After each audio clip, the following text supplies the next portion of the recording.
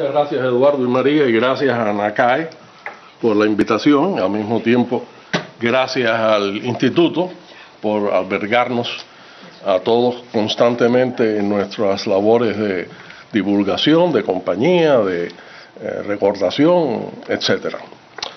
El tema de hoy es un tema muy importante: energía y el medio ambiente, que son dos cosas inseparables. La cantidad de energía que consume una cultura, una civilización, un país, es directamente proporcional al progreso, al bienestar y al estatus de ese país, de esa civilización o esa cultura. Y sin embargo, en los últimos años recientes oímos cosas como esta. Los Estados Unidos consumen más del 20% del petróleo del mundo, cuando solamente tienen 2% de las reservas. Oímos cosas como los Estados Unidos, en una forma desproporcionada, emite contaminantes a la atmósfera y tiene que bajar su movimiento energético y tiene que bajar su movimiento industrial y comercial para poder limpiar el medio ambiente. Cuando se habla de energía y medio ambiente, a pesar de lo importante que es el tema de la energía, existen razones por las cuales hay poca gente que es imparcial, racional, científica, técnica en este tema de la energía y el medio ambiente. Y hay fundamentalmente tres razones por las cuales es tan difícil penetrar esta temática para el ciudadano común y corriente, para el hombre de a pie, como se dice hoy en día. La primera es la ignorancia. Hay una ignorancia tremenda. El tema de la energía y el medio ambiente está en manos de abogados, de legisladores, de gente que jamás ha tomado un curso ni de matemáticas, ni de física, ni de química, ni de geología, ni ninguna de las ciencias, y sin embargo son políticos y se sienten con el derecho de legislar, de hablar expertamente sobre el tema de la energía. Inclusive en la televisión, no sé si ustedes han visto el anuncio de Celebrex. Hay un anuncio de Celebrex que comienza diciendo: es una cuestión de física. Un cuerpo que está en reposo tiene la tendencia a seguir en reposo. Un cuerpo que está en movimiento tiene la tendencia de seguir en movimiento. Bueno, esta es la ley de Newton, pero es la mitad de la ley de Newton. Es como decir, ojos que no ven y parar ahí.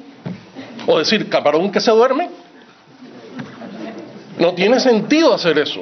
La ley de Newton dice, o un cuerpo que está en reposo, sigue en reposo, tiene la tendencia, a no ser que haya una fuerza actuando sobre él. Y un cuerpo en movimiento sigue en movimiento, a no ser que haya una fuerza que actúa sobre él. Ese es el nivel de ignorancia presentado en un anuncio de una compañía científica farmacéutica, Celebrex, por no hablar de un anuncio de una empresa petrolera que no quiero mencionar, donde aparece un niño con un ñame, o algo parecido a un ñame, y dice, la biomasa es lo esencial para la energía del futuro, porque este ñame lo convertimos en energía, y el año que viene tenemos otro ñame. Ignorancia por completo, pensando que el asunto de la biomasa es lo que va a resolver el problema. El tema de la energía tiene tres momentos estelares en la historia. El primer momento es cuando llega la revolución industrial. Antes de la revolución industrial, la energía la proveían el ser humano, los caballos, los bueyes, etcétera. En algunas ocasiones un molino lo movía una corriente de agua, pero no había prácticamente ninguna fuente de energía, a pesar de que la energía del petróleo se conoce desde tiempos inmemoriales. Petróleo es óleo, piedra, aceite de las piedras. Eso se conoce desde la época de Nabucodonosor.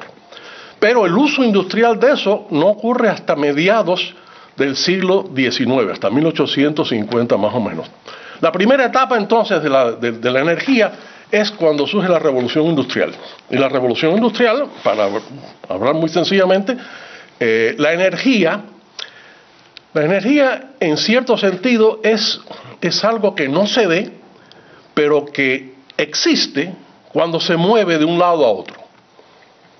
Y hay muchas, inclusive literatura, de la equivalencia de la energía con el concepto de Dios. No se ve, pero su movimiento en algún es el que lo hace visible y detectable. La energía se mueve ya sea como calor o como trabajo. Son las únicas dos formas en que se mueve la energía. Usted coge un fósforo y usted no sabe si eso tiene energía o no hasta que lo raya, y al rayarlo, la energía que tiene ese fósforo produce calor. Usted empuja un automóvil y usted no sabe si el que está empujando el automóvil tiene energía o no hasta que el automóvil se mueva y ese individuo está haciendo trabajo. De manera que la energía se mueve, la energía siempre se detecta y es la única forma de detectarla cuando tiene una acción sobre algún otro sistema. En la revolución industrial es la primera vez que hay una transformación de calor en trabajo, porque hasta entonces la única forma de energía era que el trabajo se podía convertir en calor. Todo el mundo ha visto cómo los seres primitivos del Amazonas, etcétera, hacían fuego, cogen un palito, le dan vueltas así, salta una chispa y ahí tienen algo para que se encienda. Eso es trabajo convertido en calor. Pero calor en trabajo jamás se había hecho hasta la revolución industrial, cuando vino la máquina de Watt y una serie de cosas en las cuales se utiliza algún cuerpo caliente para que ese calor entre en lo que se llama una máquina de vapor y produzca un movimiento, y ese movimiento se utiliza a través de engranajes, etcétera, para trabajar. Y así es lo que logran, por ejemplo, eso todo pasa en Inglaterra y en Alemania, no pasa desafortunadamente en España, pasa en Inglaterra y en Alemania, y son los ingleses los que por primera vez llegan desde Europa a América en un barco en 15 días, cuando normalmente en ese momento el viaje tomaba 45 días. De manera que esa primera etapa de la revolución industrial después se convierte en otra etapa, que es cuando descubrimos los secretos del átomo. No ha pasado prácticamente nada desde la revolución industrial hasta 1900 más o menos, en que se descubre la cuestión del átomo y el hecho de que el átomo tiene energía que podemos utilizar. Y hay dos formas de utilizar la energía del átomo. Un átomo puede descomponerse en dos pequeños átomos. Una molécula puede descomponerse en dos pequeñas partes, y parte de la masa se convierte en energía. Y eso es lo que se llama la energía de fisión. Y eso da lugar eventualmente, esto es 1900, eventualmente da lugar a la energía nuclear. Y lo que no sabemos todavía es cómo hacerlo al revés, o sea, dos pequeñas partículas que se unan en una tercera, que se pierda parte de la masa y se convierta en energía. Esa es la energía de fusión. Fusión es lo que ocurre en la bomba de hidrógeno. En la bomba de hidrógeno, muchas personas han leído sobre esto, la bomba de hidrógeno consiste de una bomba atómica y adentro está el hidrógeno que se une y produce helio y suelta una cantidad de energía tremenda porque parte de la masa se convierte en energía. Eso es lo que pasa en el Sol. El Sol es la fuente de energía que tenemos en la Tierra. Una vez que se ha formado la Tierra, que se ha separado de los demás astros, una vez que la Tierra está formada y tiene una cierta cantidad de energía, la única otra energía que incide sobre la Tierra es la energía que sale del Sol, la energía solar. Y usted dice, hombre, qué bien la energía solar, entonces tenemos aquí cantidad de energía, porque, bueno, vamos a hablar de eso más adelante, si esa energía solar vale la pena utilizarla y confiar en ella o no. Pero bueno, el tercer punto importante en la historia de la energía es cuando un ex soldado americano llamado Robert Drake descubre en Pensilvania petróleo. Descubre petróleo porque hay unos indios, los indios Seneca, que se dan cuenta de que hay una cosita grasienta por arriba de los ríos, las recogen con una toalla o con lo que tengan ellos, un trapo, lo que sea, y la exprimen y la meten en un recipiente y la utilizan para darse masajes. Este individuo Drake se da cuenta, eso es lo que se llamaba en aquella época el Seneca Oil, el aceite de Seneca. El individuo se da cuenta de que el aceite también era combustible, posiblemente estaba fumando un cigarro o algo, lo tiró al río y aquello se incendió completamente. Y entonces se decide a tratar de explotar la zona aquella donde había ese aceite, en Pensilvania, hinca un pozo y aquello revienta con una cantidad de petróleo tremendo y nace la edad del petróleo. Esa edad del petróleo es la que dura hasta hoy en día. En este momento, la energía fósil, que incluye petróleo, incluye gas e incluye carbón, provee el 80% de energía en los Estados Unidos. El 80%. Un 8% lo provee la energía nuclear, y el resto son pequeñas fuentes, pequeñas contribuciones de otras fuentes de energía, como son, por ejemplo, los saltos hidráulicos de agua, como son, que ocurrió en Matanzas por primera vez en la historia, al tomar la diferencia entre dos puntos en el mar que están a temperaturas muy distintas. Esto lo hicieron unos alemanes en la bahía de Matanzas en 1800 tanto, antes de la independencia, pero son fuentes menores: el viento, la energía solar, la energía térmica del agua, la energía hidráulica del agua, etcétera. Todo eso es más o menos 8%. 8% la energía nuclear, y el resto es toda energía fósil. Alrededor de la mitad, 40% más o menos, el petróleo y los derivados del petróleo. Alrededor del 25% o 20% la energía de gas y la energía de carbón. Por alguna razón, a mucha gente le molesta hoy en día, y con falsa información, le molesta que dependamos tanto del petróleo. Y es parte de la ignorancia esta, pero hay dos razones más. Una de ellas es los intereses creados y la otra es la ideología. Son las tres grandes interrupciones que hay cuando se habla de energía y de medio ambiente: la ignorancia, los intereses creados y la ideología. Para ponerle ejemplos de ignorancia, pues ya le puse el ejemplo de Celebrex, etc. Para mí el epítome, el mejor ejemplo que hay de ignorancia es Al Gore. Con perdón si alguno de ustedes simpatiza con este señor. Este señor salió de la Casa Blanca, o de la vicepresidencia de los Estados Unidos, y declaró en sus impuestos $1 millón de haberes. Hoy en día tiene 100 millones. Soltó por ahí a la mujer. Se ha comprado helicópteros, se ha comprado casas frente al agua, lo que sea, todo a base de hablar, dar discursos, escribir libros que le han ganado el premio Nobel y además un Oscar. Muy poca gente tiene la combinación esa del Oscar y el premio Nobel. Este señor es el señor más ignorante que hay en los Estados Unidos hablando de energía y de medio ambiente. Con perdón de algunos de ustedes que quizás simpaticen con él. Hace aproximadamente 2 años sale en la revista del New York Times un artículo de un individuo, un periodista que va a entrevistar a Al Gore.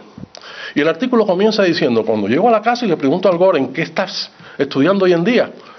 Al Gore le dice: estoy estudiando la tesis y la teoría de los procesos termodinámicos irreversibles de Prigogine. El periodista se quedó asombrado. Hombre, bueno, pues ocurre que yo tomé clases con Prigogine en Johns Hopkins, y tomé un semestre completo en la termodinámica de los procesos irreversibles. De manera que fui a mi pequeña biblioteca, saqué el libro de Prigogine, son 100 páginas, ahí nos metimos un semestre entero con Prigogine, y busqué la página 4. La página 4 está llena de ecuaciones. De manera que saqué una copia fotostática, se la mandé al New York Times diciendo: por favor, trate de ver si el señor Gore puede comentar sobre estas ecuaciones que están en la página 4 de este libro. Recibí un email del New York Times diciendo: le hemos enviado su carta al señor Gore y la publicaremos junto con la fotografía que usted mandó de la página 4 cuando recibamos su respuesta. Hasta hoy no ha respondido Al Gore el significado de todas estas ecuaciones en la página 4 del libro de Prigogine. De manera que eso le da a ustedes una impresión de lo que es la ignorancia en este sector de la energía y el medio ambiente. Después vienen los intereses creados, que también han hecho una nube alrededor de esta temática. Yo creo que el ejemplo más grande de intereses creados es Ted Kennedy. Ted Kennedy se ha pasado toda su vida a favor de la energía que no emite emisiones que ensucian el ambiente, y sobre todo de la energía eólica, o sea, la energía de viento, los molinos de viento, las turbinas de viento. Y siguió empujando esto hasta que el Departamento de Energía dijo, vamos a poner 140 turbinas de viento fabricadas por Siemens en frente a Hyannisport, que es una zona donde hay un viento tremendo y que por eso su hermano JFK le gustaba usar barcos de vela. Ahí, todas las fotografías de Kennedy en el agua está en un barco de vela. Ahí mismo el señor Ted Kennedy dijo, no, eso afea mucho el ambiente. Bueno, por supuesto, esos son los intereses creados. Eso sí, que lo pongan en una finca. Así que imagínense una finca donde hay una vaca tranquila, comiendo como siempre comen las vacas constantemente, después se duerme parada, porque las vacas no se acuestan, y de pronto la vaca, al día siguiente, oye, le han instalado una turbina en el medio de la finca. No sé si ustedes saben que las turbinas estas están causando en este momento alrededor de 35 accidentes mensuales en los cuales muere un águila americana. De manera que tanto tiempo declarando las águilas calvas americanas, que es el símbolo de la sociedad americana, tanto tiempo declarándolas, no se pueden tocar y están a extinguirse, y de pronto, sí, podemos poner una turbina y 35, bueno, no importa que 35, el problema es que no hay emisión de gases ni de nada que solvenga al ambiente. De manera que esos son los intereses creados, y hay muchos ejemplos. T. Boone Pickens. T. Boone Pickens es un individuo riquísimo, se considera que es el 17º en capital en los Estados Unidos, y T. Boone Pickens compró un montón de terrenos en Texas, donde él dice que es el canal de aire más importante que hay en los Estados Unidos, y empezó a planear y a buscar socios para instalar turbinas de aire para producir electricidad en Texas. De repente se da cuenta que nadie quería invertir en aquello, que aquello era demasiado riesgoso, y oye la historia de los 35 pájaros, águilas. Y el individuo inmediatamente comienza a decir, no, estas tierras no son para las turbinas, son para gas. Y ha invertido un montón de dinero y ahora está, igual que antes estaba para las turbinas de aire, ahora está para exploraciones para producir gas. Esos son los intereses creados que hay en esta temática de energía y el medio ambiente. Y por último, pues está la ideología. Todo el mundo habla, y de verdad que es una gran ilusión, que los Estados Unidos sean autosuficientes en energía.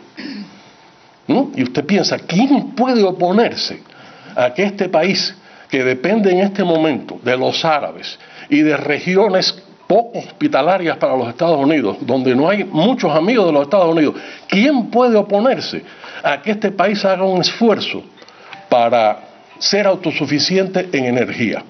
Y déjenme decirles que la autosuficiencia en energía puede llegar tan pronto como el año 2025. ¿Quién se puede oponer? Bueno, en CNN sale un periodista llamado Kevin Massey, nada menos que profesor del Brookings Institution, diciendo, si somos autosuficientes e inclusive se nos permite exportar crudo, los consumidores estarán expuestos a un precio global. O sea, oponiéndose a que los Estados Unidos sean, en su literatura, oponiéndose a que sean los Estados Unidos independientes en energía. De manera que tenemos esas tres cosas, la ignorancia, los intereses creados y la ideología. El concepto de que pase lo que pase, mi ideología es esta, y cualquier cosa que esté en contra de eso, pues la echo abajo. No quiero mencionar como otro ejemplo de ideología lo que ha pasado con el oleoducto Keystone. No hay razón alguna para lo cual se eche abajo ese proyecto. No hay razón alguna. Ese proyecto traería del norte de los Estados Unidos, de Canadá, hasta la zona donde están las grandes refinerías de los Estados Unidos, que es en Luisiana y en Texas, etcétera, traería toneladas y toneladas de petróleo de un aliado nuestro. No es lo mismo comprarle petróleo a Canadá y a México inclusive, que comprárselo a la Arabia Saudita y a todos esos países del... Y sin embargo, ya usted ve que hay una oposición seria, ideológica exclusivamente, a que se construya ese oleoducto y que contribuya a eso, a que este país sea independiente en términos de la energía. Yo le voy a dar algunos datos, a pesar de que le prometí a Eduardo que no iba a haber matemáticas aquí hoy. Le voy a dar algunos datos sobre energía. En el año 2010, que es cuando sabe esto por última vez, el 40% de la energía de los Estados Unidos viene del petróleo, el 22% del carbón y el 23% del gas natural, el 8,4% de la energía nuclear y el 8% de otras energías renovables. Número de plantas productoras de electricidad. De carbón de piedra, 1.396 plantas activas en este momento, que producen 44,5%.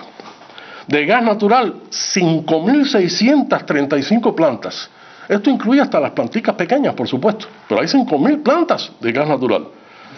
Plantas nucleares, 104. Embalses de agua, 4.171. Molinos de viento, hay 689 grupos de molinos de viento, algunos de ellos con vacas caminando por alrededor. Biomasa. La biomasa se conoce hace tiempo, cómo los beduinos se calentaban al paso por el desierto en Arabia Saudita, en épocas remotísimas, quemando el estiércol de los camellos. Pero dirá, ¿esto tiene peste? No, a lo mejor no tenía peste, habría que preguntarle a algún beduino ese que todavía queda por allá. Biomasa, 1.574 operaciones de biomasa en los Estados Unidos.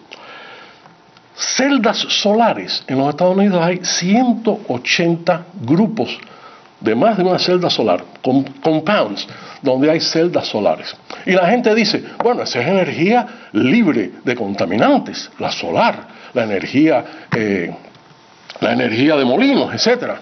Mire, no hay ninguna energía, ninguna absolutamente, que esté libre de contaminantes, ninguna, porque esa torre donde está el molino de aire de arriba, la turbina, ¿dónde se fabrica? Se fabrica en una fábrica donde hay trabajos de metal, donde hay trabajos de producir piezas plásticas, donde hay trabajos de producir engranajes y cables. Todo eso produce contaminación. Entonces, si no se cuenta nada de eso, figúrese, sí, se puede decir entonces que la energía eólica, la energía del viento es libre de contaminantes, pero ¿quién fabrica todas estas cosas? Y además estamos hablando de multitudes de turbinas de viento. Es más, para hacer los Estados Unidos autosuficientes, si utilizáramos las turbinas de viento, habría que poner 2 turbinas gigantescas en cada milla cuadrada del territorio americano, incluyendo Nueva York, Hyannisport y todo, y cuánta cosa hay. 2 turbinas por cada milla cuadrada en los Estados Unidos. Y eso daría la energía suficiente para alimentar a los Estados Unidos hoy.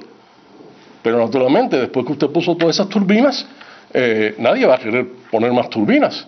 Y usted, si pone en los lugares las turbinas, las pondría en los lugares preferidos. Y a medida que esta sociedad avanza, cualquier otra turbina tendría que ir a un lugar secundario, etc. De manera que es un mito esto de que la energía solar o la energía de viento pueda abastecer a los Estados Unidos. Será siempre una pequeña proporción de la energía que se consume en este país. Uno de los candidatos a la presidencia dijo, es imposible poner en el techo de un carro un molino de viento, y es verdad. Además, la tecnología de los molinos de viento, nosotros en el verano íbamos en Cojimar a una finca donde había un molino de viento que sacaba agua, y eso es una tecnología viejísima. Y esto de solar, no sé si ustedes se acuerdan de las villas jabón candado en Cuba. Las villas jabón candado en Cuba tenían en el techo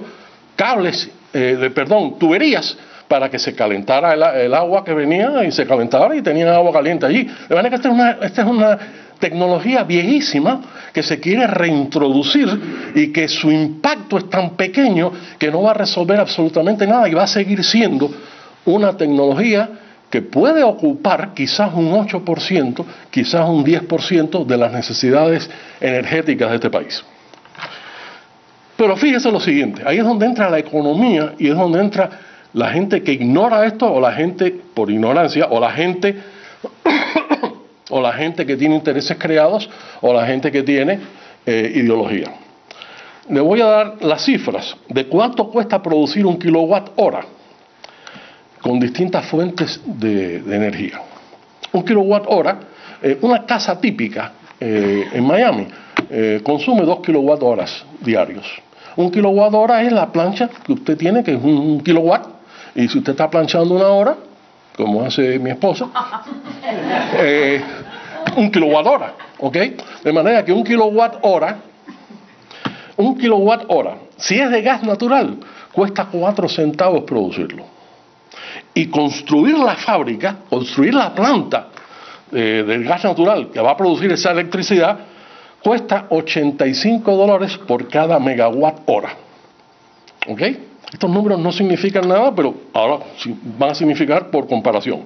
Si es de derivados del petróleo, también un kilowatt hora vale 4.5 centavos. Cuesta 4.5 centavos. Y la fábrica, para producir, cuesta 95, más o menos. 85 por gas y 95 por petróleo.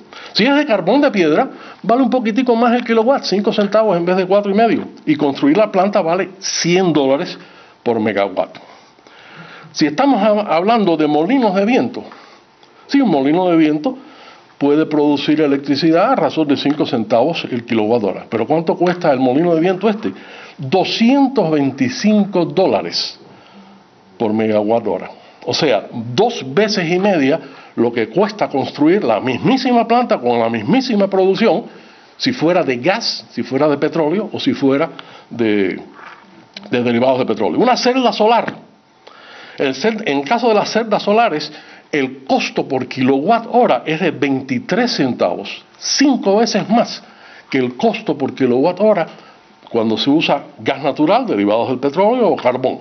Ahora, construir una celda solar, construir una unidad de celdas solares para producir un megawatt hora, cuesta $400 por megawatt hora. O sea, cuesta 5 veces más que construir una planta de producirlo por gas, por petróleo o por carbón. De manera que esta es la economía hoy en día. Y ante esta economía no cabe resistirse. ¿Quién va a invertir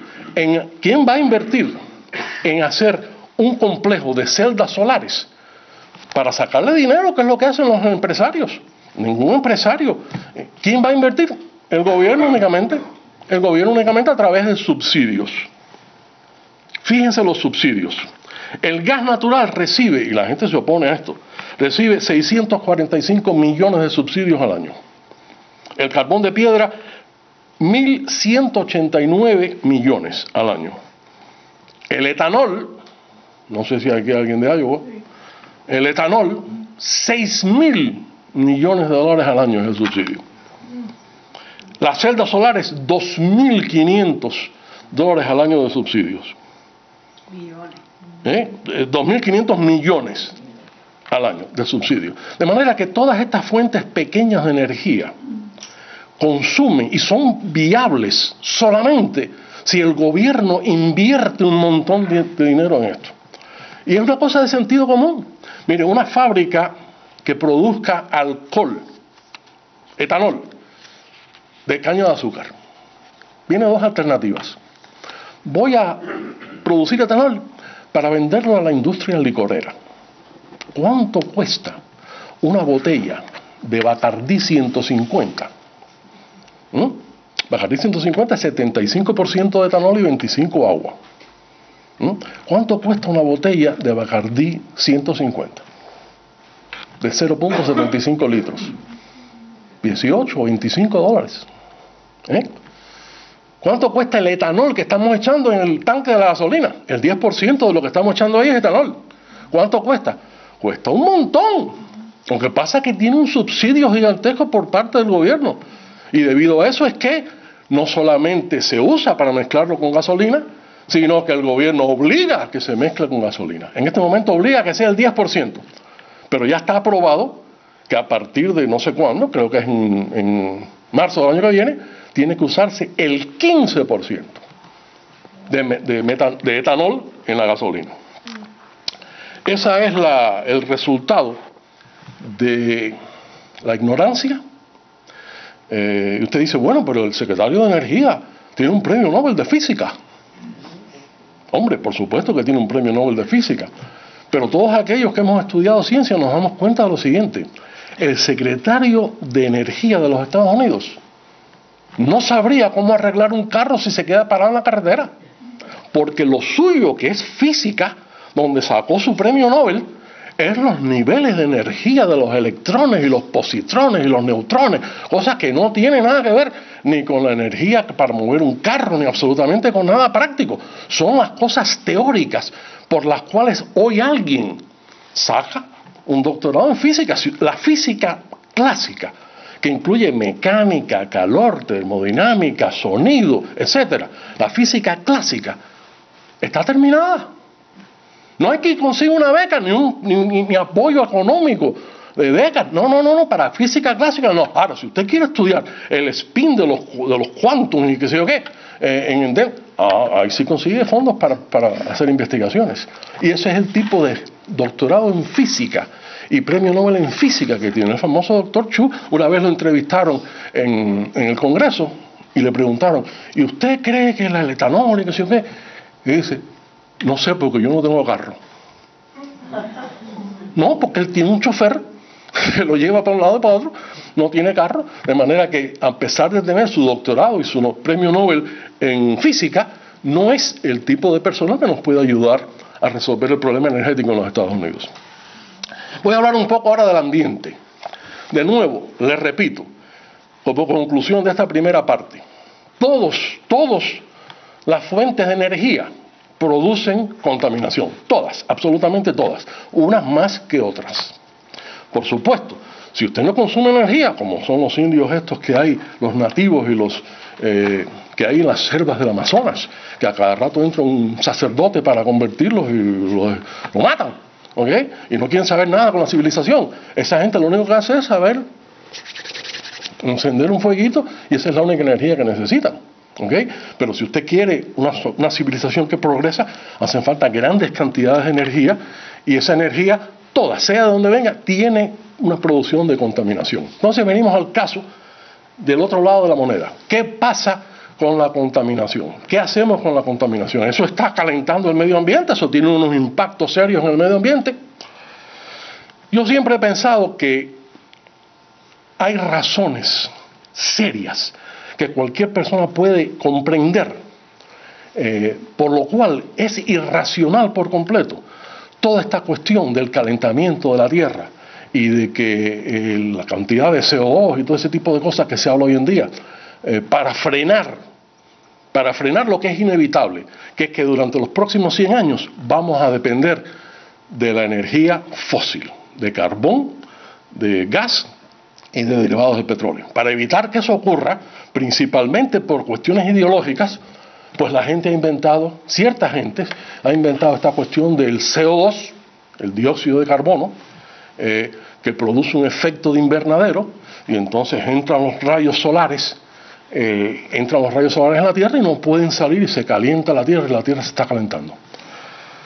Bueno, para comenzar, ¿cómo se mide la temperatura de la Tierra?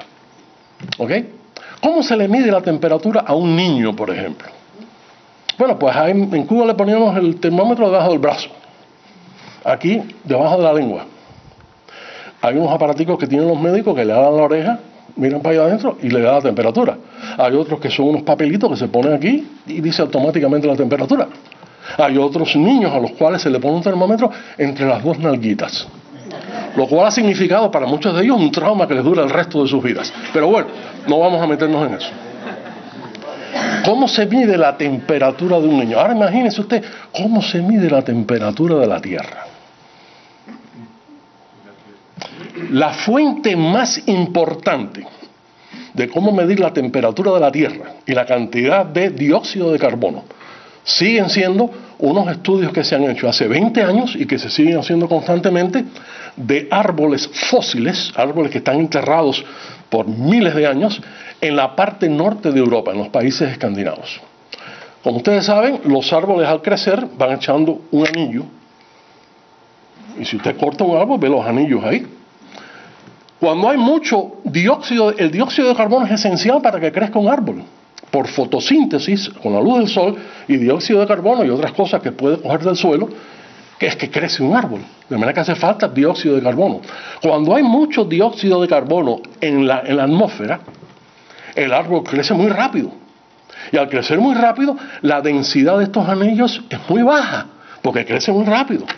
Cuando hay escasez de CO2 en la atmósfera, pues el árbol crece lentamente. Y al crecer lentamente, la densidad de estos anillos es mucho mayor, es más fuerte, son más estrechos y están más condensados. De manera que estudiando estos anillos fósiles en la parte norte de Europa, en muchos de los países escandinavos, se ha llegado a la siguiente conclusión.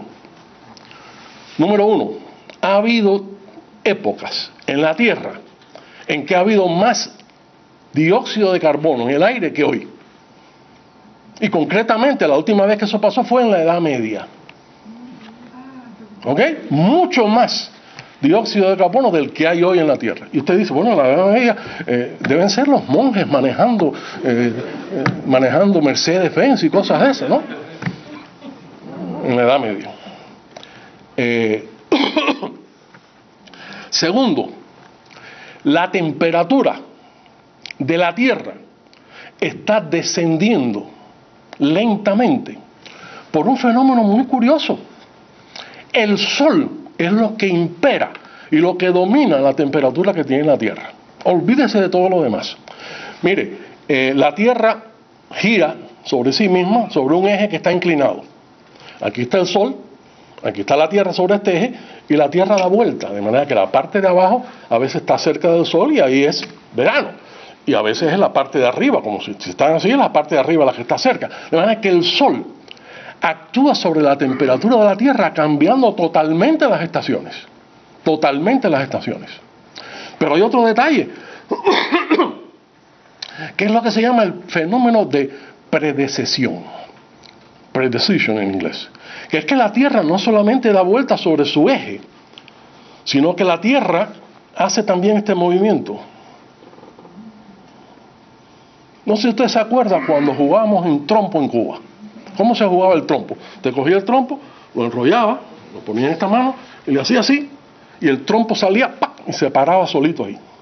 Pero a medida que se gastaba la energía del trompo, el trompo comenzaba a hacer así. Eso es lo que se llama la predecesión. Y eso se estudia nada menos que en el segundo semestre del primer año de ingeniería, junto con una cosa que se llama la aceleración de Coriolis. Aquí veo unos cuantos ingenieros, algunos de los cuales nunca aprendieron lo que era la aceleración de Coriolis, pero otros sí. ¿Ok? De manera que cuando usted visitando Sedano o Marshall, o cuando usted está visitando Sedano o cualquiera de los supermercados que hay aquí en Miami y usted se encuentre con Al Gore, pregúntele, ¿qué cosa es la aceleración de Coriolis? A ver si el hombre puede decirle algo. Bueno, de manera que ese es el efecto que tiene el Sol. La Tierra, igual que un trompo hace así, la Tierra se demora 2000 años en hacer así. ¿Ok? De manera que la Tierra está moviéndose alrededor del Sol, siempre con el eje paradito a la misma vez. Y una vuelta completa es un año. Una vuelta así es un día. Pero la predecesión de que en vez de estar el ángulo así, sea después así, y sea después así, y sea después así, y sea después así, y vuelva a la posición original, 2000 años. Estos 2000 años coinciden con las temperaturas que ha tenido la Tierra. Y a la larga está bajando la temperatura de la Tierra, mírase donde se mira, ya sea debajo del brazo, debajo de la lengua, o como usted quiera. Va bajando la temperatura de la Tierra. A mí me da gracia es toda esta gente que por intereses creados, por demagogia o por ignorancia, hablan de que el hombre está alterando la temperatura de la Tierra a través de sus emisiones de CO2. Mire, comparado con los fenómenos terrestres, el hombre no es nada. El ser humano no es nadie. ¿Quién se enfrenta a un huracán? Salir corriendo. ¿Quién se enfrenta a un terremoto? Hay que salir corriendo. ¿Quién se enfrenta a un deslave en una montaña? Hay que salir corriendo. ¿Quién se enfrenta a un volcán? Hay que salir corriendo. Todos estos fenómenos que ocurren en la Tierra son de una magnitud tan grande que es imposible ni predecirlos, ni soportarlos, ni contemplarlos. Pero hay gente que dice, no, si usted tiene un carro que no tiene bueno el catalytic cracker, usted está contribuyendo al acalentamiento de la Tierra. Por favor, no tiene sentido, no tiene esto sentido. Sin embargo, hay mucha gente que todavía piensa en el calentamiento solar, todavía piensa que la Tierra se está calentando, y que se está calentando, lo que es peor, por acción del hombre. Cosa inconcebible que alguien le preste atención a esto. Pero ahí está la ignorancia, ahí están los intereses creados, y ahí está la ideología. ¿Okay? El movimiento ecológico. Hay una gente, yo tuve la suerte y la desgracia de estar a nivel universitario, como muchos de ustedes han estado, en el momento en que surge este movimiento ecológico. La gente piensa, esto fue invención de esta mujer Rachel Carson, que escribió un libro que se llama Primavera Silenciosa, The Silent Spring. ¿Ustedes se acuerdan de ese libro? Rachel Carson. Rachel Carson, que era una antropóloga, estaban trabajando en África, y de pronto se encuentra que en África hay un montón de pájaros muertos. Y dice, esto debe ser algo que el hombre está haciendo. Y en efecto, ¿ustedes se acuerdan del flit en Cuba, del DDT? Era un tamborcito con un pistón, y usted lo llenaba el tamborcito. ¿Okay? En Cuba se echaba en el marco de la puerta, se echaba en los marcos de las ventanas, e inclusive dentro de la casa.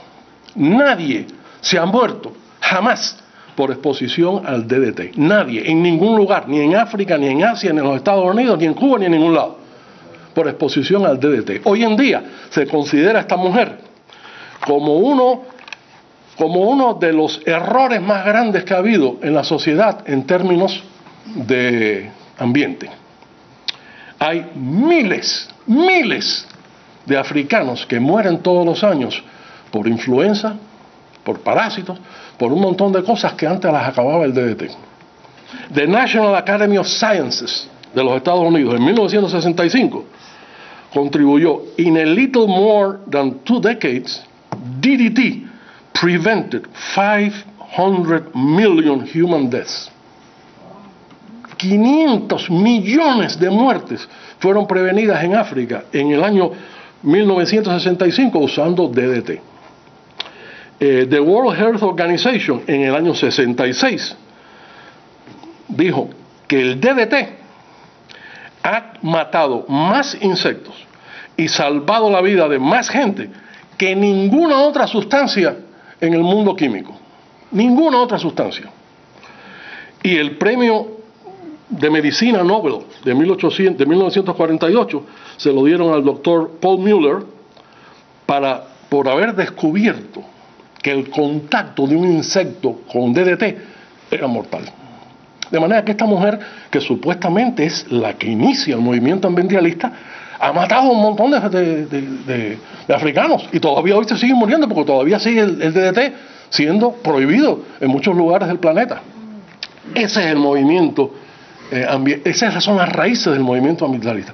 Pero existen otras raíces. No sé si ustedes, algunos que han sido universitarios en mi época, se acuerdan del libro del doctor Lynn White. Lynn White tiene un libro que se llama Las raíces históricas de nuestra crisis ecológica, muy popular en todas las universidades de los Estados Unidos en los años iniciales de la década del 60. Y este individuo mantiene, el cristianismo es lo que ha acabado con la sociedad, porque el cristianismo ha puesto al hombre como centro del universo a costa de los pequeños insectos, de los pequeños parásitos, etc. Y yo cada vez que veo esto me acuerdo de la historia de Harry. Les voy a contar la historia de Harry. Harry es un profesor que había en Cuba, en la Universidad de Santiago. ¿Quién era por aquí de Santiago? Santiago. Harry era director del Departamento de Química de la Universidad de Santiago. No voy a decir el apellido por respeto a su privacidad. Pero Harry, Vino a los Estados Unidos cuando la Segunda Guerra Mundial, vino como estudiante. Cuando se quiso hacer residente, no sé si ahora se usa todavía, pero había que salir de los Estados Unidos y volver a entrar para tener la residencia. Harry tuvo la buena fortuna de, al salir de los Estados Unidos, en vez de irse para Canadá, donde había frío, se fue a Cuba. En Cuba conoció a una muchacha santiaguera lindísima con la cual se casó. Volvió a los Estados Unidos Harry y se convirtió en uno de los químicos orgánicos más importantes de los Estados Unidos. El libro de Advanced Organic Chemistry, que se usaba en los años 70 y 80 en todas las universidades americanas, se llama Advanced Organic Chemistry de Harry X. ¿Ok? Este individuo, cuando viene la revolución en el 59, se va a Cuba. Y ahí es donde lo hacen director del Departamento de Química de la Universidad de Oriente. Por supuesto, a los 2 o 3 meses de estar ahí en la Universidad de Oriente, la embajada americana le manda un carro y le dice: vamos a sacarte por Guantánamo. Y salió de Cuba. Y sale de Cuba y se va a la Universidad de Detroit. Y en la Universidad de Detroit lo hacen director del Departamento de Química. Pasan 30 años y se va a retirar. Tiene una casa magnífica y una vida social extraordinaria. Vende la casa, se muda por un apartamento para con ese dinero comprarse un terrenito en Sunnyvale Island. Y se compra un terreno en Sunnyvale Island. Pero cuando ya estaba a punto de comenzar a fabricar la casa, una tortuga se muda al terreno. Y automáticamente le ponen un cordón alrededor del terreno. No se puede fabricar aquí, no se puede ni siquiera entrar hasta que esta tortuga salga. Algunos de esos estudiantes, entre los cuales me contaba yo, le ofrecimos: bueno, nosotros nos deshacemos de la tortuga en 24 horas. Pero no.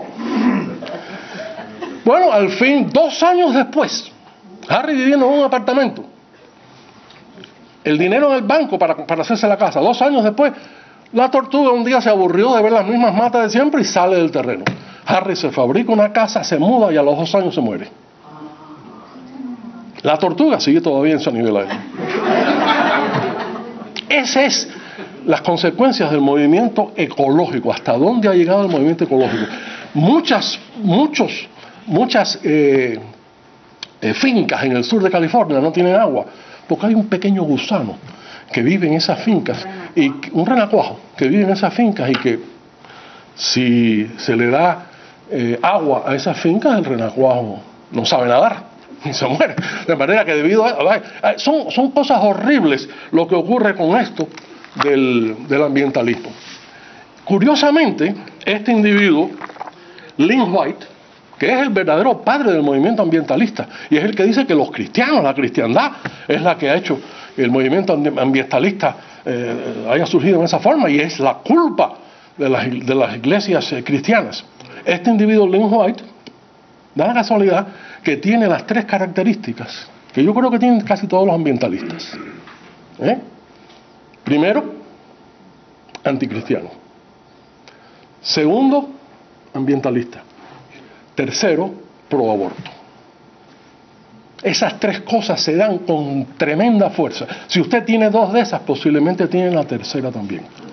Y esta es la gente que está a cargo de toda la propaganda y de todos los esfuerzos ambientalistas, penetrando el gobierno, teniendo muchísimo dinero para acabar con la cristiandad. No se puede poner la cruz en ningún lado, para acabar con el respeto a la vida humana, con los abortos, y para, por encima de todo, el hombre es igual que cualquier otro animal. El hombre es igual que cualquier otro animal. Es más, muchos de estos ambientalistas, no me atrevo a decir que es la 4ª característica, pero muchos de estos ambientalistas son también vegetarianos. Sí, la verdad. Entonces, no puedo decir que es la 4ª característica que se da siempre, pero se da. ¿Ok? Entonces son vegetarianos, no pueden comerse la pata de una gallina, pero eso sí, el aborto por la libre cuando usted quiera, inclusive partial birth abortion. Quiero pasar ahora a ver unos cuantos slides para terminar y poder dar a ustedes la oportunidad de hacer preguntas si quieren.